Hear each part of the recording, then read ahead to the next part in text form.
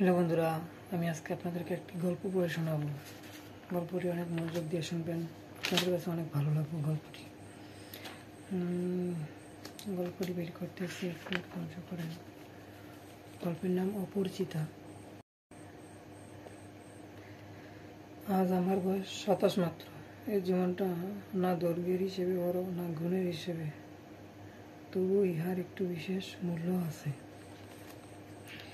ইহা সেই ফুলের মতো যাহার বুকের উপর ভ্রমর আসিয়া বসিয়াছিল, এবং সেই পদক্ষেপের ইতিহাস তাহার জীবনে মাঝখানে ফেলের মতো গুটি ধরিয়া উঠিয়াছে। সেই ইতিহাসটুকু আকারে ছোট, তাহাকে ছোট করিয়া লিখিব। ছোটকে যাহারা সামান্য বলিয়া ভুল করেন না, তাহারা ইহার রস বুঝিবেন। কলেজে যতগুলো পরীক্ষা পাশ করিবার সব আমি চুকাইয়াছি ছেলেবেলায় আমার সুন্দর চেহারা লইয়া। পণ্ডিত মশাই আমাকে শিমুল ফুল ও মাকাল ফুলের সহিত তুলনা করিয়া বিদ্রুপ করিবার সুযোগ পাইয়াছিলেন।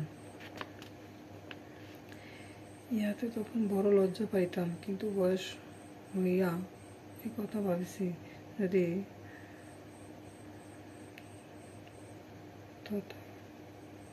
তবে আমার মুখে স্বরূপ এবং পণ্ডিত মশাইদের মুখে বিদ্রুপ আবার যেন এমনি করিয়া প্রকাশ পায়।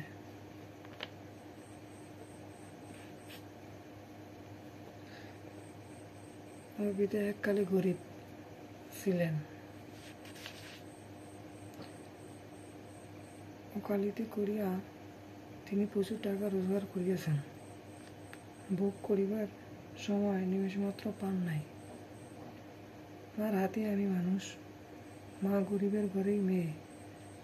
তাই আমার যে ধনী এ কথা তিনিও বলেন না, আমাকে বলতে দেন না।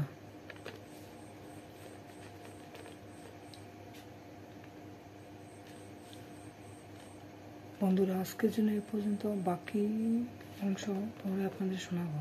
ধন্যবাদ।